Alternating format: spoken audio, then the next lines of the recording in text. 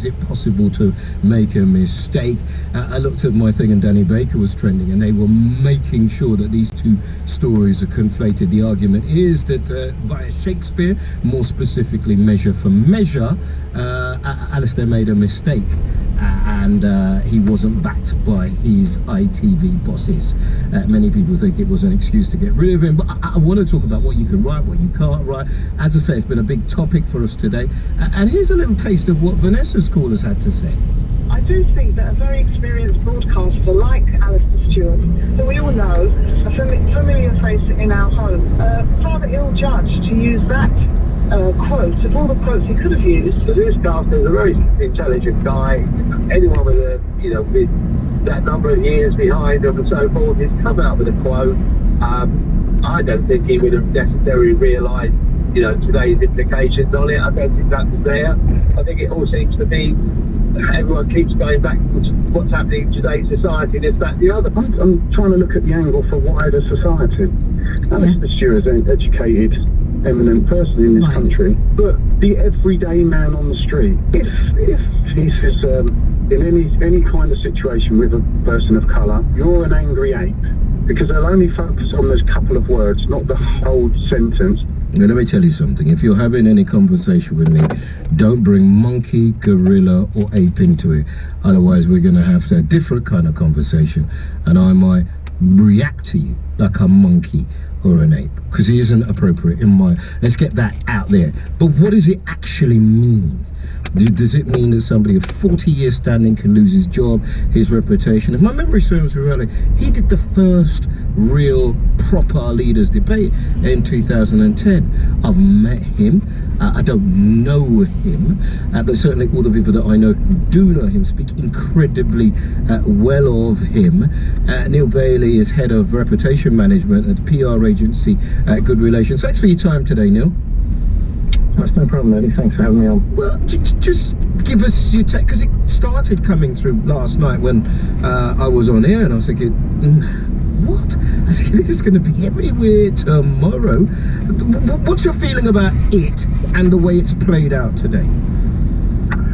Well, I certainly think it's an error of judgment. I think, journalists, just as much as celebrities and politicians, look to use social media to express views, express interests, and connect with people. And I think you have to be very careful in what you write, because as we've all had experiences, what you might think in your head, once it's then written down in a tweet or a text message or an email, comes across very differently if the people reading it don't have context or perhaps have a different perspective to you.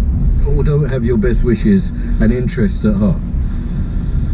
Yeah, absolutely. And I think, this clearly is a situation where perhaps Alistair Stewart got involved in a backwards or forwards, to and fro debate that had some element of emotion in for him. And those are the dangerous times, particularly on Twitter. I think the saying is tweet in haste and repent in leisure, sort of thing. Yeah, I mean, I think it was an argument. I've had a look about the royal family, what it costs, and all of that. And it's linked up with, my former colleague Danny Baker, because that's what was trending today, and they are making that link. Does the idea, first of all, of somebody who has a radio show, who has a public profile, having a dispute with a member of the public, is that the sort of thing that you would discourage? I think so. It does depend a little bit on the individual. There are certain journalists and certain people in the media whose value comes from their sense of conflict and challenge in the views they put out there. Piers Morgan is a good example. But I think even those do think carefully sometimes about how far they're prepared to go, the language they choose. And I think it's very different if you were talking perhaps on social media in an isolated context versus involved in a conversation or debate in a broadcast studio. So in terms of, I don't think it's terminal. I don't know why I get that feeling. Do you? No, I don't think so. And I've seen quite a lot of the media coverage today. There's a huge number of journalists that have come out in support of Alistair Stewart, talking about the man, about the quality of his work, about his values.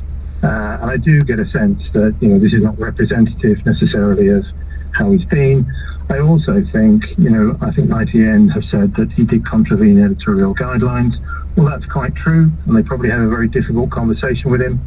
Media organisations are very sensitised to this thing. You mentioned Danny Baker.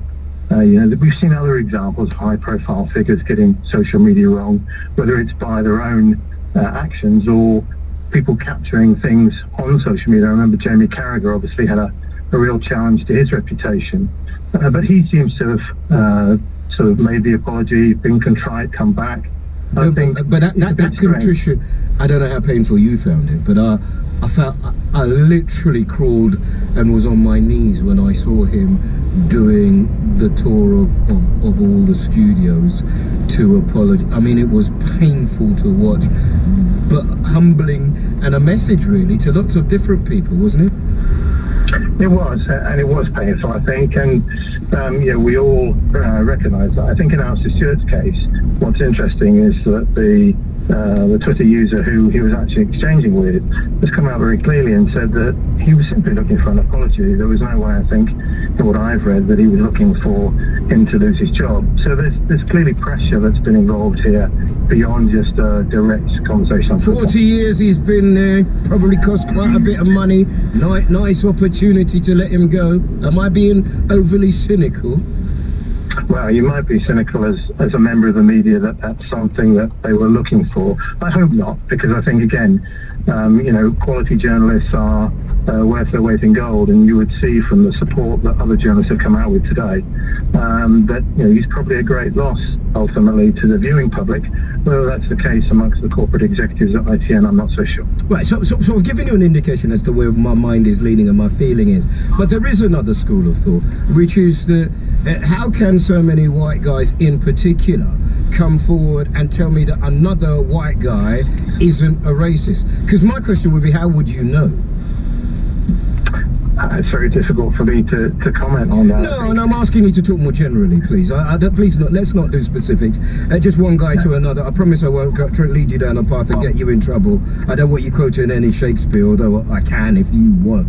Let's do it. Because here's the thing. When somebody makes a mistake or somebody maliciously does something, should the consequences be the same? And if you've been in the game for 40 years and seen the weights, should you be aware of the possible pitfalls, I suppose, is my question.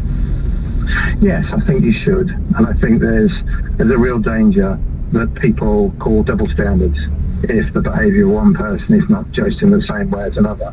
And there have been some quite, well, many people would see heavy-handed judgments around individuals losing their jobs in the media because of what they've said or what they've gone on record as writing. Give me an example of heavy-handed then. What some people might regard as heavy-handed. Well, I think anybody who's lost their job as a result of one remark, no matter how serious that can be. I mean, that, given as you've identified for Alistair Stewart, in a 40-year career, he doesn't seem to have done anything else of this nature.